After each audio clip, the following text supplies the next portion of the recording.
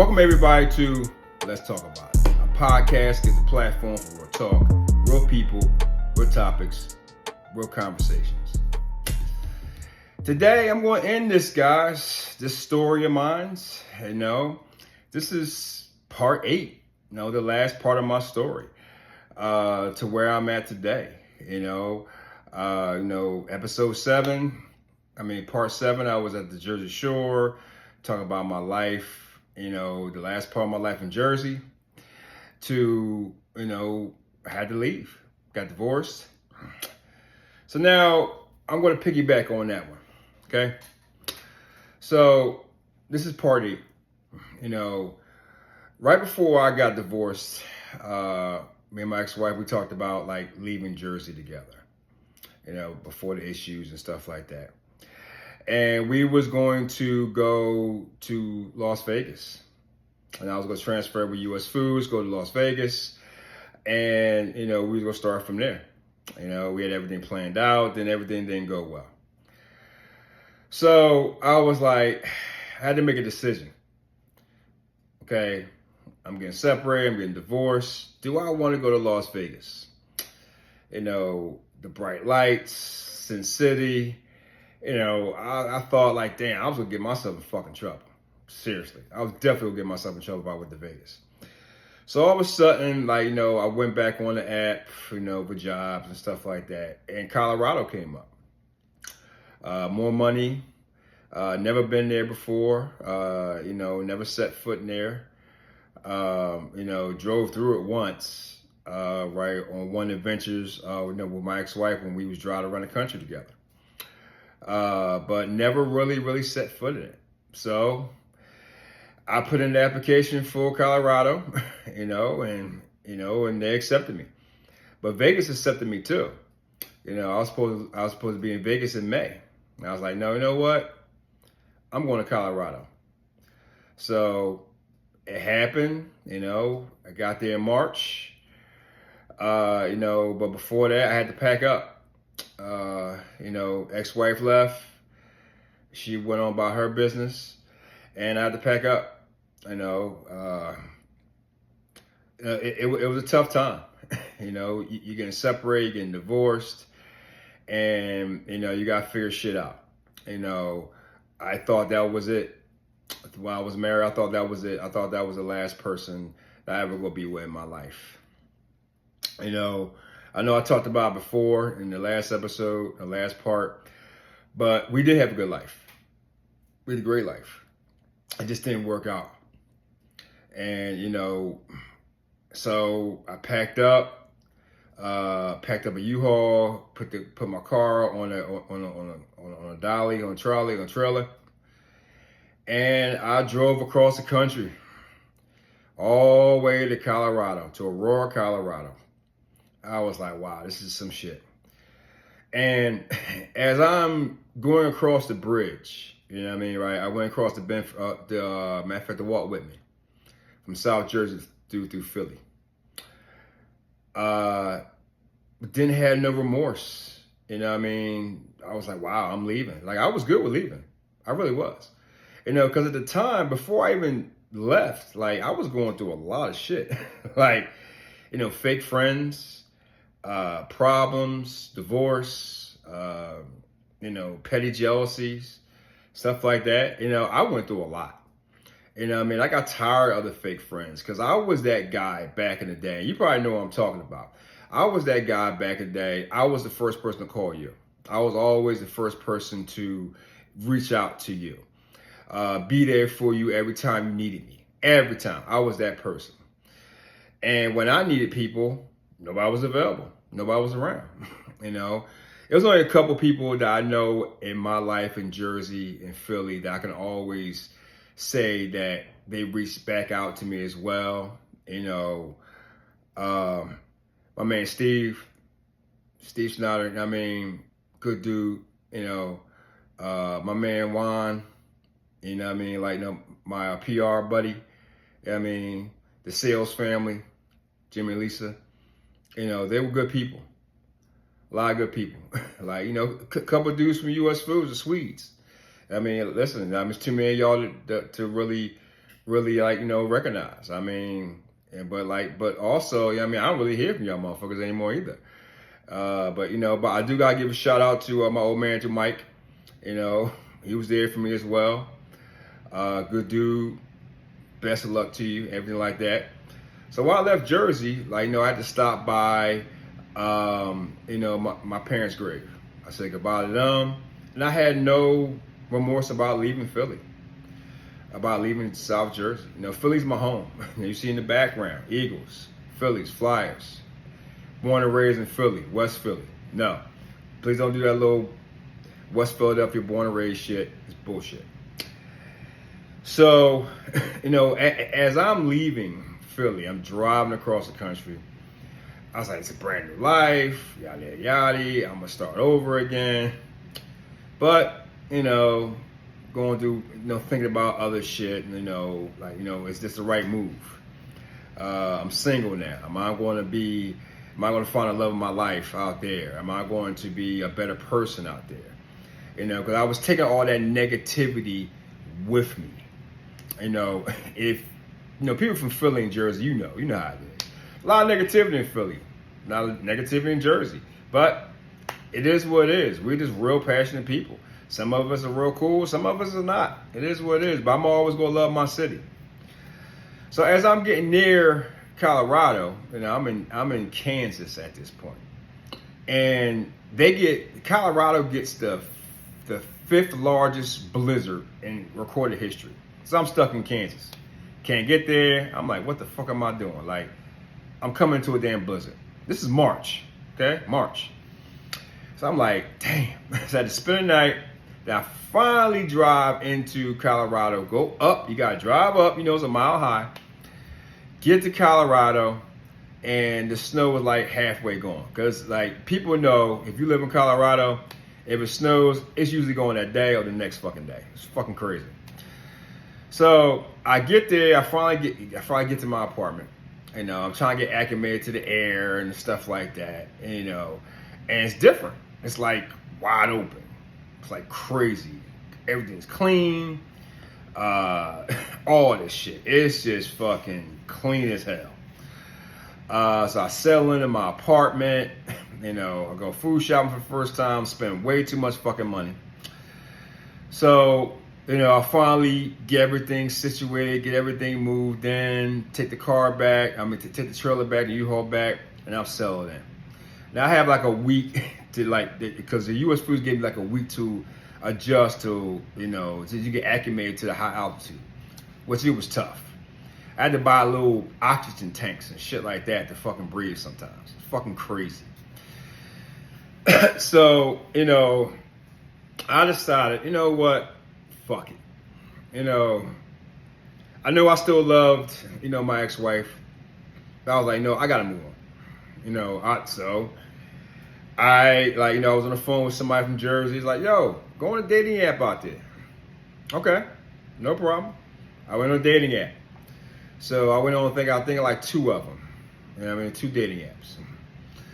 And went to sleep, woke up, that shit blew the fuck up. Because I'm a new guy, I'm a black dude.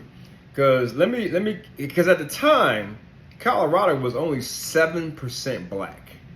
And that was in Aurora and Denver area. It's majority of white states. 72% white, couple of Latinos, only 7% black. As of now, it's down to 4% black. Go figure that shit.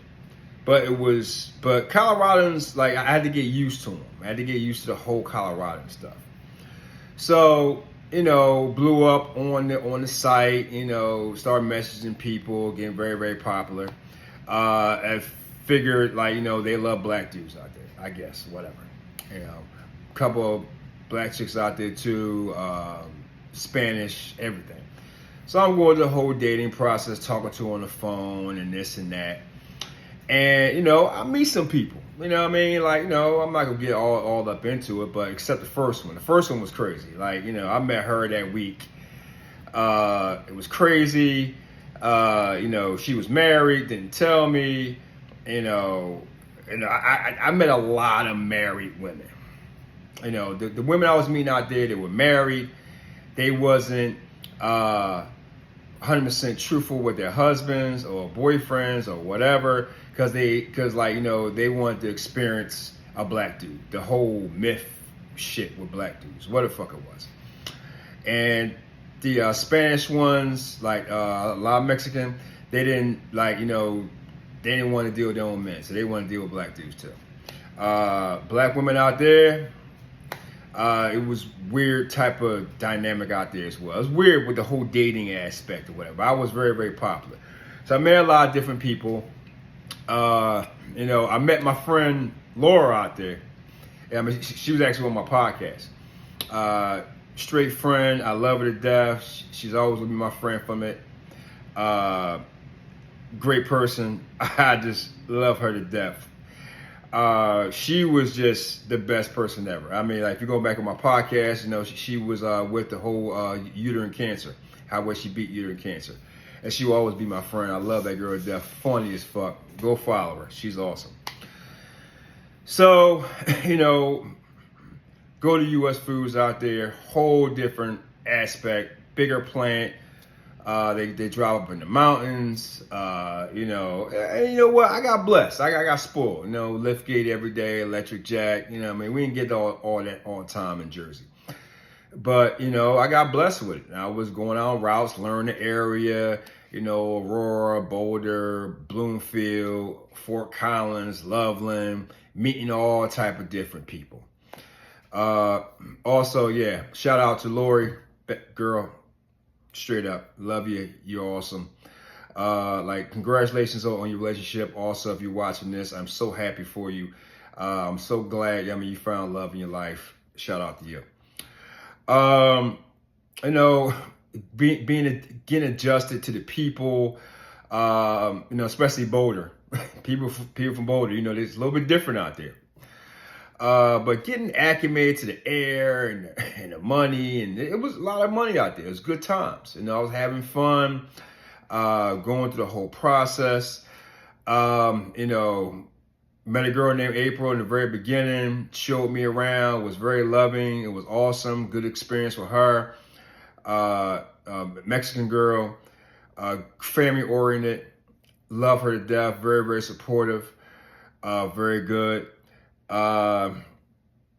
You know, met my IP, Tammy.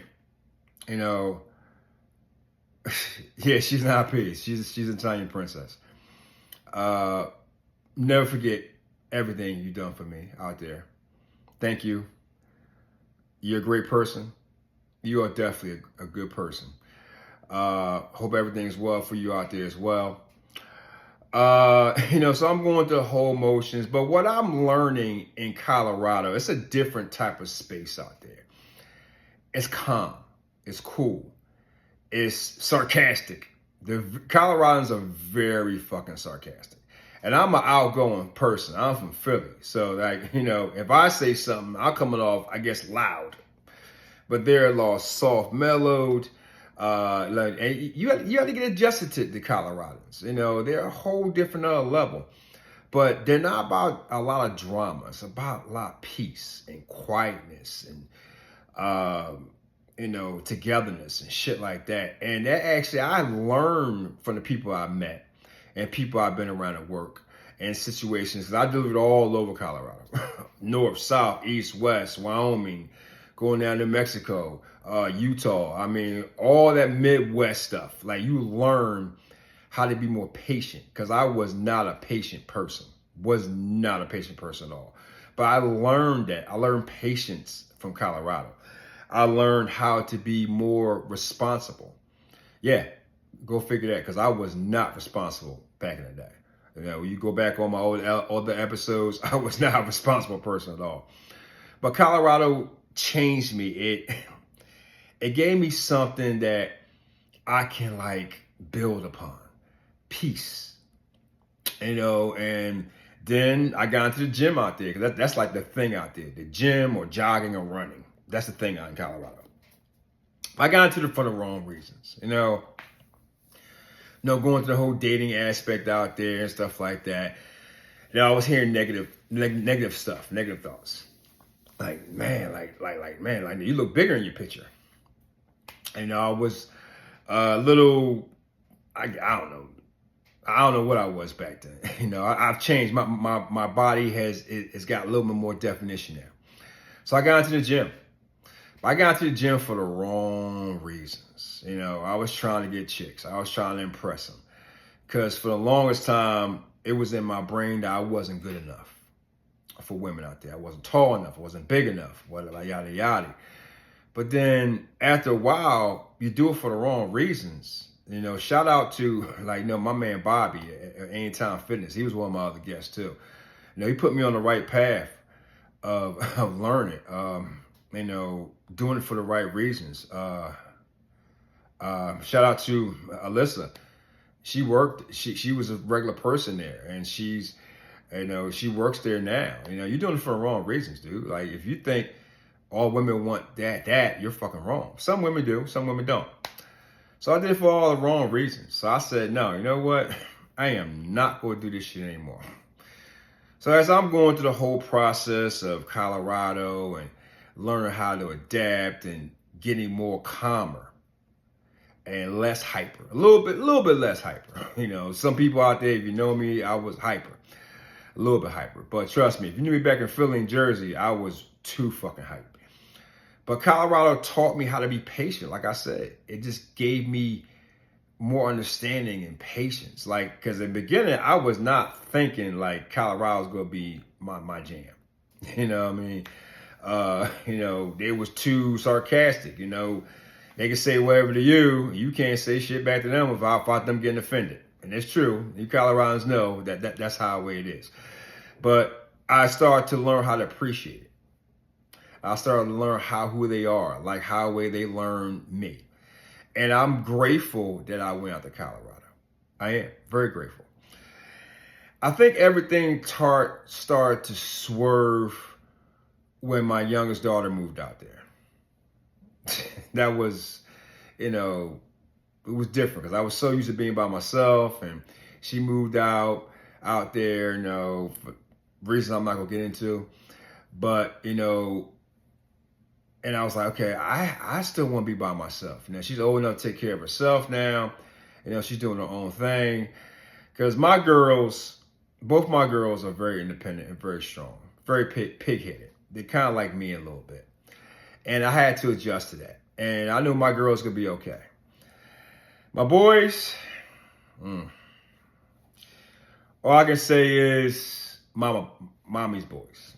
But they're good boys. I love both my sons. Good kids. I wish I was a little bit more harder on them. Gave them more because I spoiled my girls. And I should have been harder on my boys too. But, they got spoiled as well. So they all doing their own thing. Like all my kids are grown. They all doing their own thing. And Colorado was just I was outgrowing Colorado. Like I calmed down, I learned patience, I learned all like this and that.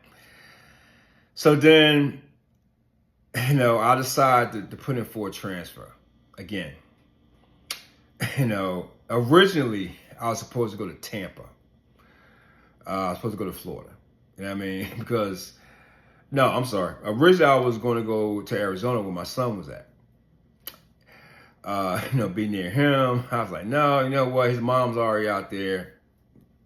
She can have him, and he had a girlfriend at the time, which now is his wife.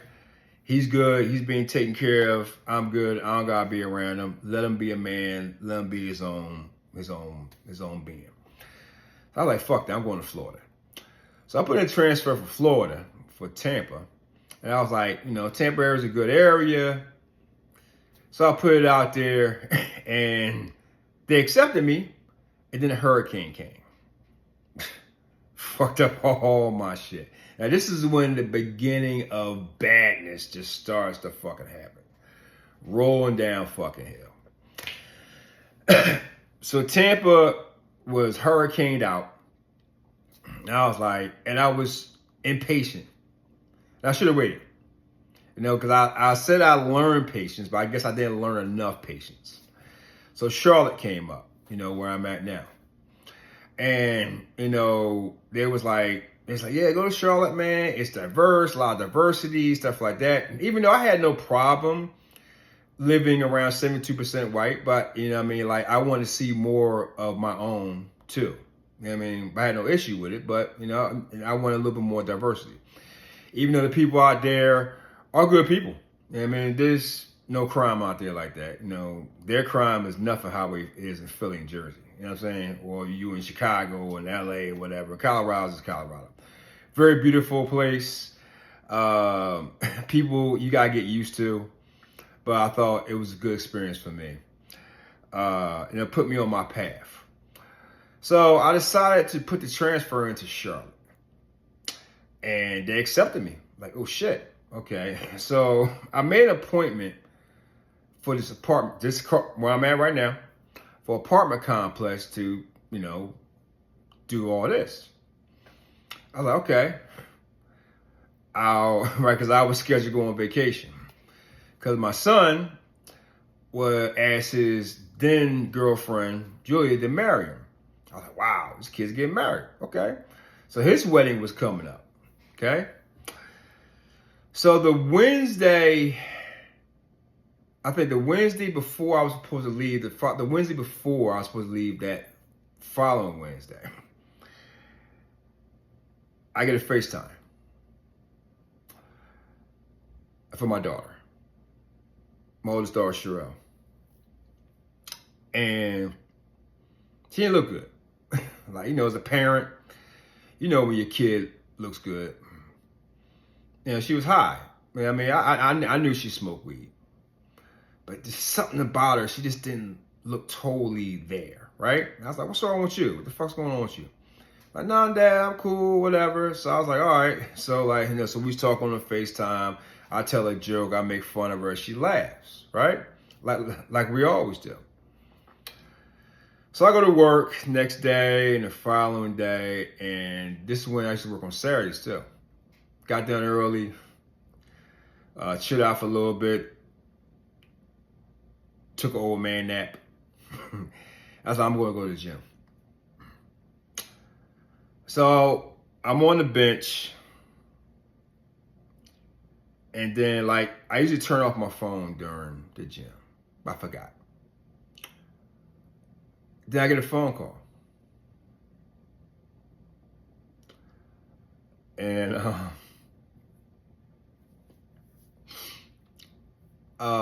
it was Sherelle's brother, which is not my kid. And he told me, did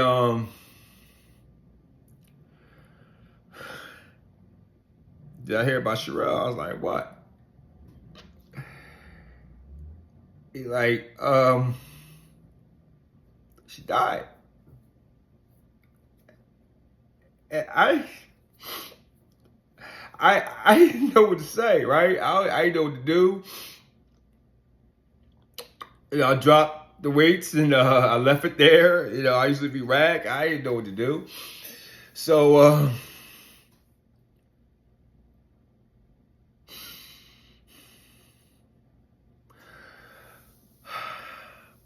sorry.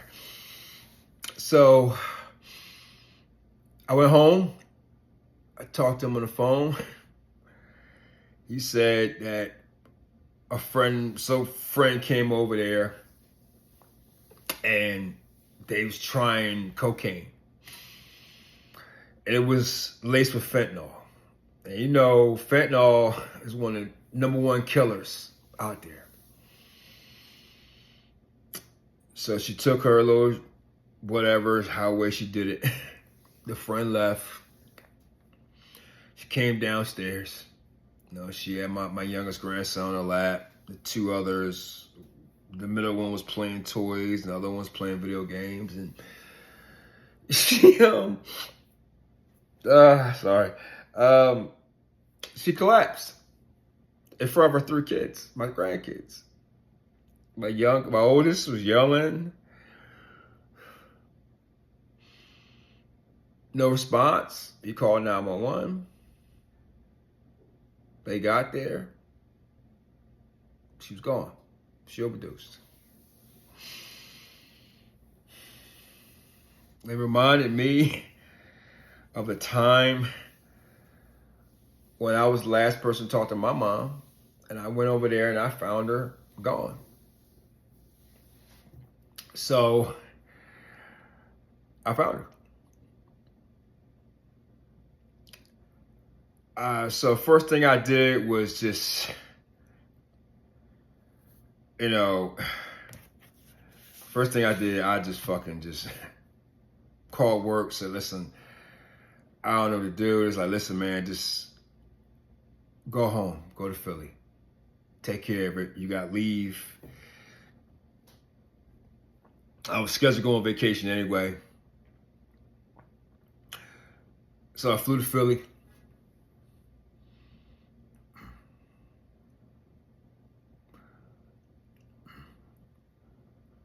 Shout out to Christine for all your help. Thank you. Get me through it at the time. Thank you.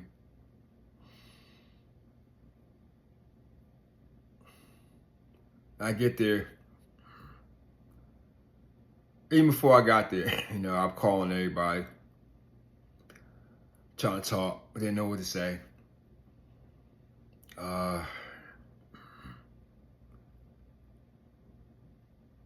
Thank you, Tammy, for your kind words.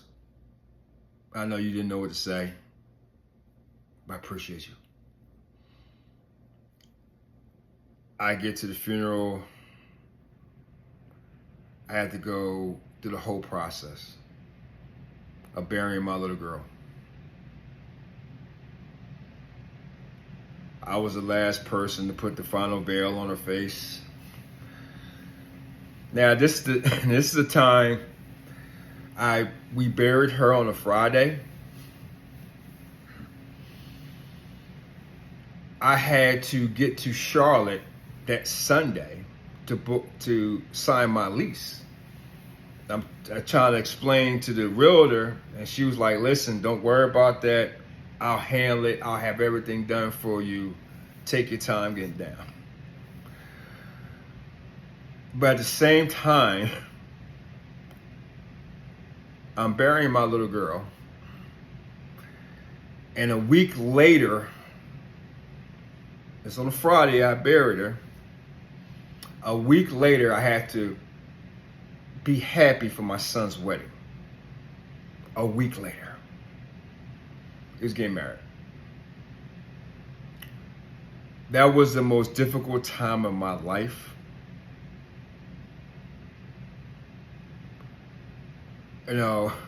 I've told my story with my daughter so many times, but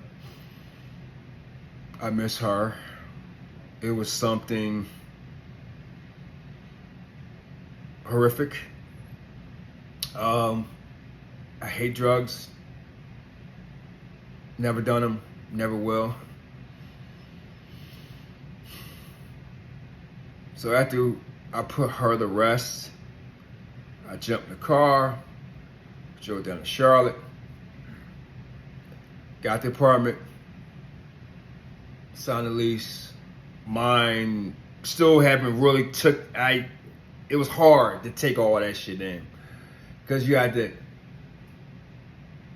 do all that at this short period of time, then drive all the way to Arizona, go to your son's wedding, and be happy for your son, for his day, his moment, with his bride. That was the hardest time for me, and that's when everything fucking hit for me. Started the journey.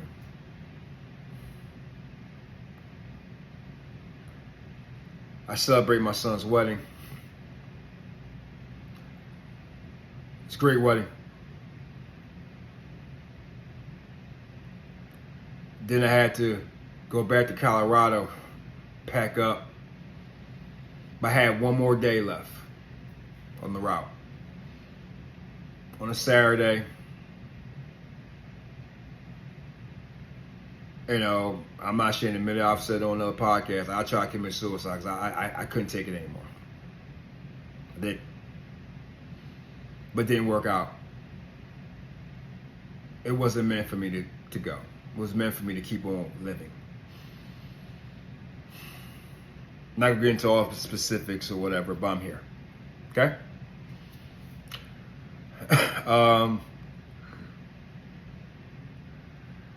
I moved to Charlotte.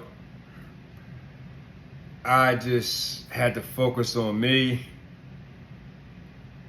and I dove into the gym every day as much as I could. Just working. Had more thoughts in my head. The gym saved my life. You know, we all say that the gym is for physical and mental. It was mentally for me. I didn't worry about body transformation. I didn't worry about getting bigger, stronger, to impress anybody. That didn't mean nothing to me. Nothing.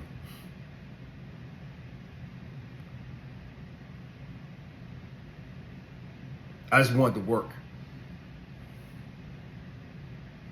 Special shout out to Calf. Thank you for being there. Seriously.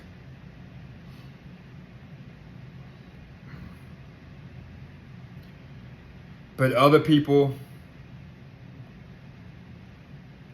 you know, a lot of people didn't know what to say, didn't know how to handle it because they don't know how it is when we lose a child. You know, a year prior to that, I went to my buddy Steve's funeral. He lost his son, committed suicide. I didn't know what to say. I didn't know how to feel. Then what happened to me, oh my God, it's a feeling that you don't want to go through. You don't want to lose your child. It takes away your soul, a part of you. It changes you. And it changed me. It changed me. And I had to work. And I got into the gym. I was either at work,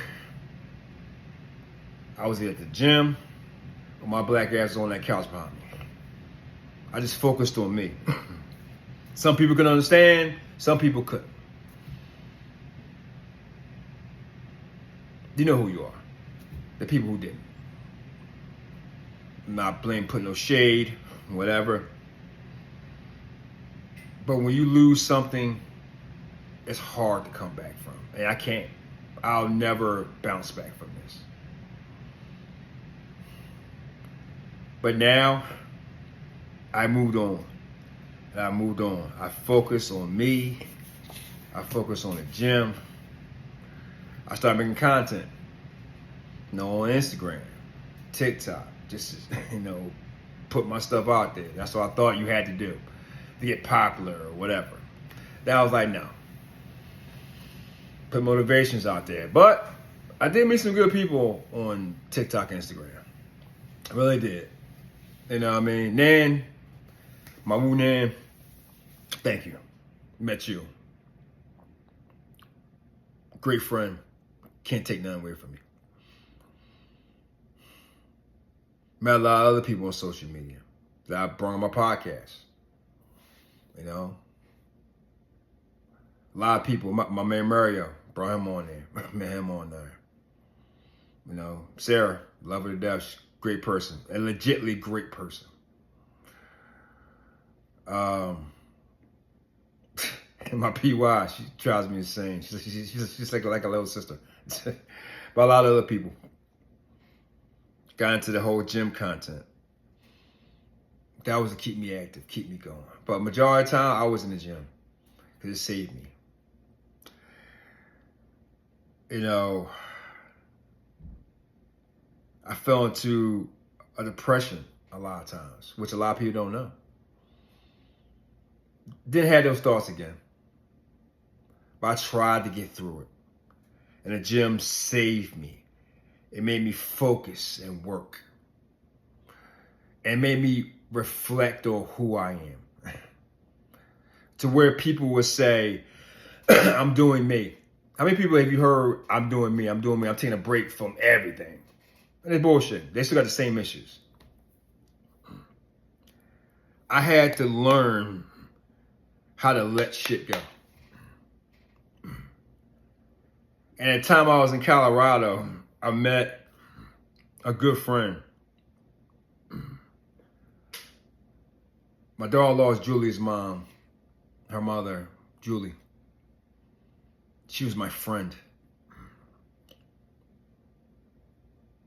She was my legit friend. People used to say, oh man, you guys gonna be together or whatever. No, we was just legitly friends. She actually really started me on my path of letting shit go. She's a positive person, a great person. I had to let shit go. I had to let all the anger go, the past animosities and all that shit. And I did. I let it all go. She taught me that. To let shit go.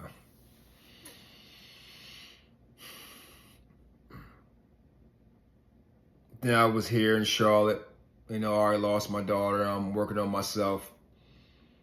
Then I find out that my brother's wife, my sister-in-law, April, she dies of breast cancer. That killed me. Leaving my brother with just 3 kids by himself. April's a great woman, good woman, smart woman, strong sister. She passed from breast cancer. She's only like 40-some years old. Then months later, I find out that my friend Julie, my daughter-in-law's mother, she's murdered in her sleep by a crazy boyfriend. Another person I lost. It just kept on happening over and over and over because I got more in the gym, just losing people. I had to change. I changed my whole mindset. I changed my whole attitude. I got more positive. I just let petty shit go. Because I am not the same person I used to be. And people will think I am, you can say whatever the fuck you want to say. Say whatever you want. You can feel about how way you want to feel about me. It doesn't matter. When I legitly say I don't care, I don't care. Ask Calf. Calf will tell you. Ask Nam. Nam will tell you. I don't give a fuck. I don't. It doesn't matter what you say about me. It doesn't matter what you feel about me. I care about me and my close circle. Because you know how it is, guys. When you lose a lot, when you get older, your circle is like this big. It comes down to this. And even less than that. But I learned how to be peaceful and good and better and more positive. Not the negative. I don't even focus on negative shit anymore. I focus on right now. Because after losing all these people and dealing with what I had to deal with all my life, life is short. I can leave tomorrow, knock on wood. I enjoy my life every day now. I had to maneuver through all that. Then I think back in November of last year, I got into someone I knew on TikTok, Tammy Lynn Connors. She wanted me to tell my story about my daughter because I didn't really talk about it. So I went on there and Tammy made me feel comfortable. I told my story. And 2 people reached out to me, said it affected them and helped them how to react to their child's death.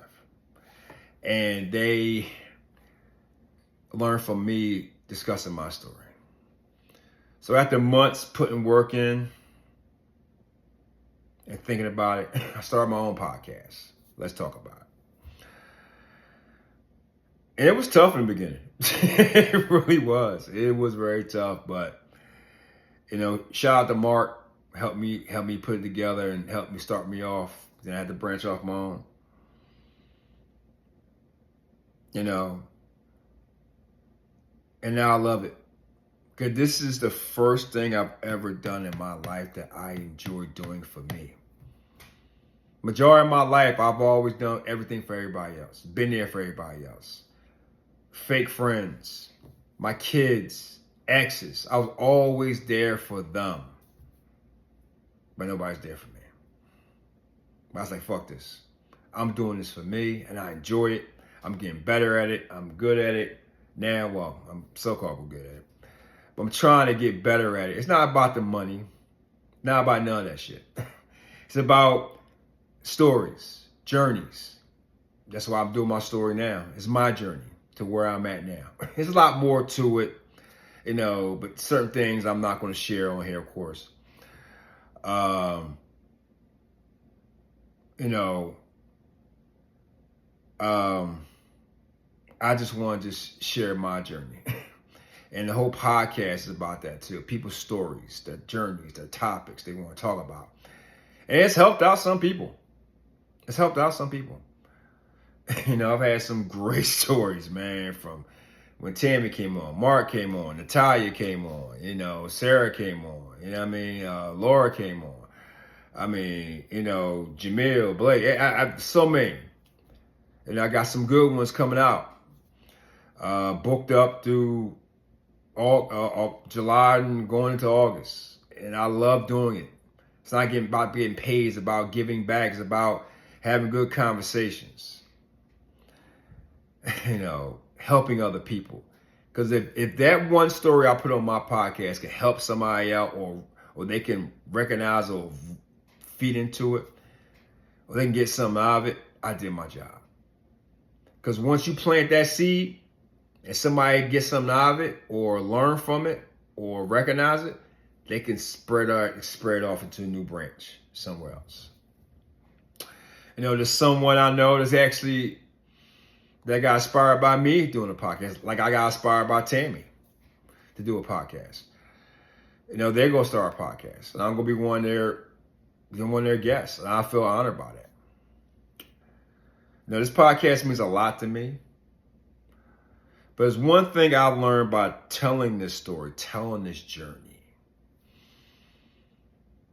that you do have to make it about you. You have to live your life. You got to let the hatred, animosity go. I also learned throughout the years of my life, your heart right here could be the best thing in the world, but it could be your worst enemy. I've also learned you have to love yourself. I also learned that you have to be there for yourself.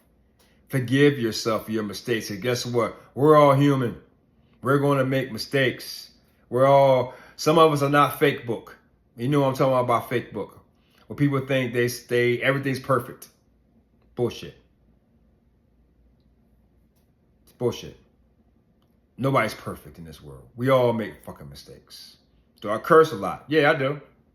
If you don't want to hear me, don't be on it. Don't subscribe, don't like it. But I do this for me.